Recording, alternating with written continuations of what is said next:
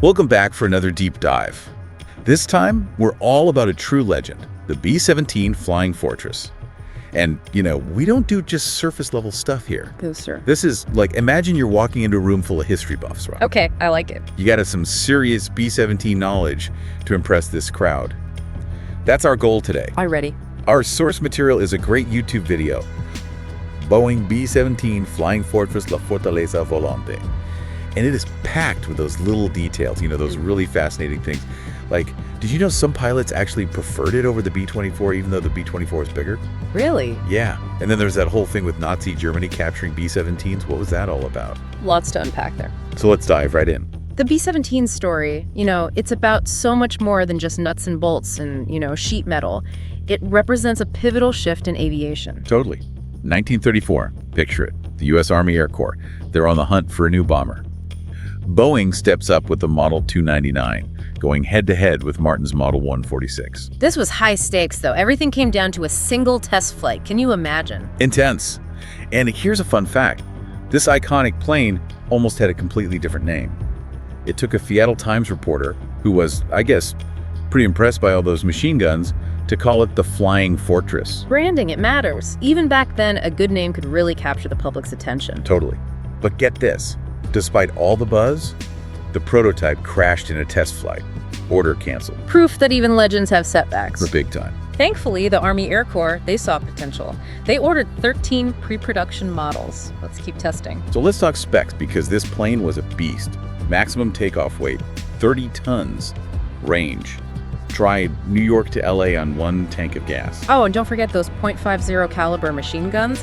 13 of them. Now, these were way bigger than anything else on most planes at that time. It was a flying fortress in every sense of the word. Absolutely. And that firepower, well, it really shaped how the B-17 was used in combat. Forget those agile dogfights. They flew in tight formations. Just a deadly web of crossfire. The Luftwaffe, they call them flying porcupines. I bet going up against that was something else. Terrifying and effective.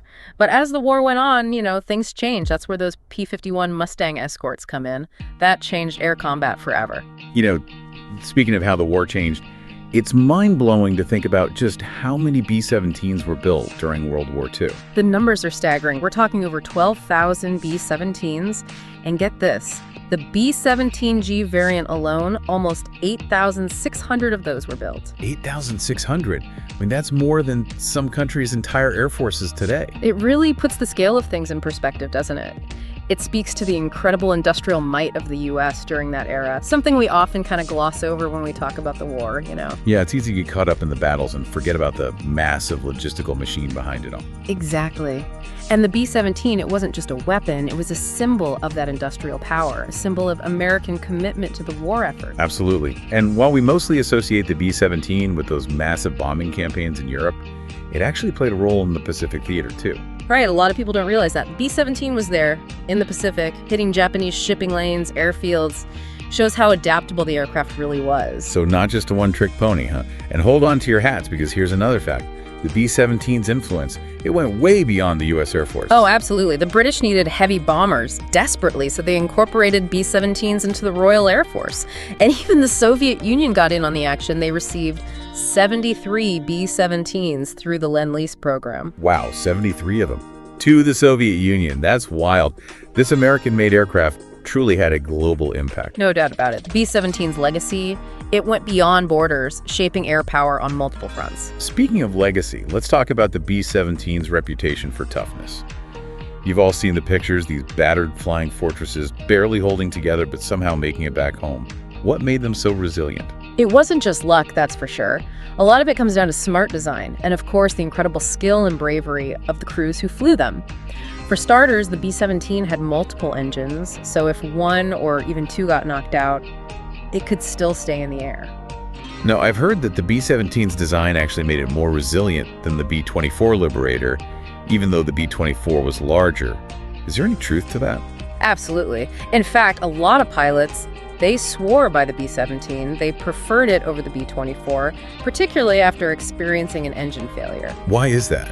You'd think a bigger plane would be safer, right? You'd think so, but the B-17, it had this incredibly sturdy airframe, well-distributed weight, made it remarkably stable, even with significant damage. That's amazing. And the video actually touched on that, how some pilots felt they had a better chance of bringing a damaged B-17 home than a B-24. That says a lot about the plane's design. For sure. And that brings us to one of the more intriguing details from the video, something that really caught my eye, the captured B-17s. Okay, now we're getting to the good stuff. Yeah. Imagine that. Seeing a B-17, but it's got Luftwaffe markings or even Japanese Air Force markings. What's the deal with that? It's a fascinating little twist in the story. We estimate that around 40 B-17s ended up in German hands during the war. And here's the kicker, they didn't just scrap them. They repaired them, repainted them, some were even put into service with the Luftwaffe. Why go through all that trouble? Yeah. It's not like the Germans were hurting for aircraft. Precisely. It really makes you wonder what they were hoping to gain by flying captured B-17s. Were they trying to reverse engineer some of the technology, use them for propaganda? It's a fascinating puzzle. It really makes you think about the kind of respect, even if it was grudging, that the B-17 must have inspired in its enemies. It wasn't just another bomber to them. It represented something more, something worth studying, something worth trying to understand, maybe even replicate. And I think that speaks volumes about the B-17's significance, not just in World War II, but in the broader history of aviation. It really adds a whole other dimension to the story, doesn't it? It really does. The B-17, it wasn't just a weapon, it was a symbol of technological progress, something that went beyond the war itself. I know. Makes you wonder what those Axis pilots were thinking, flying a captured B-17, right? Talk about a weird situation to be in. Right. It reminds us that technology, it often jumps borders. Ideologies, too. The fact that both the Germans and the Japanese thought the B-17 was worth studying, even using, it speaks volumes. They recognized its design, its capabilities. A testament to how well designed it was. Exactly. I mean, they could have just scrapped those captured planes. But they didn't. They put in the work to fix them up, get them flying again. That tells you something. They wanted to figure out what made it tick. Like getting your hands on a rival's playbook, isn't it? Trying to crack their code. That's a great way to put it. And it wasn't just about copying either. It was about understanding the mindset behind it, the whole tactical approach that the B-17 represented. It's crazy to think something as basic as flying, in those tight formations, the flying porcupines we talked about, it had that much of an effect on the enemy. Changed how they saw the plane. It shows that innovation isn't always about inventing something totally new. Sometimes it's about taking what you have and using it in a way nobody expects. So the B-17's legacy, it's bigger than just its stats on paper or the number of missions it flew. Way bigger. The B-17's story is about human ingenuity, resilience, that lasting impact of technology even in the middle of a war. And it still resonates with people today. That's what's so cool about these deep dives, uncovering these hidden layers of history, things we might not have ever known otherwise. I agree. It's about connecting with the past in a real meaningful way. So next time you see a picture of the B-17, remember, it's not just some old warplane, it's a symbol. Innovation, the guts of those crews who flew them. It reminds us what humans can do when we push ourselves. It's inspiring, for sure.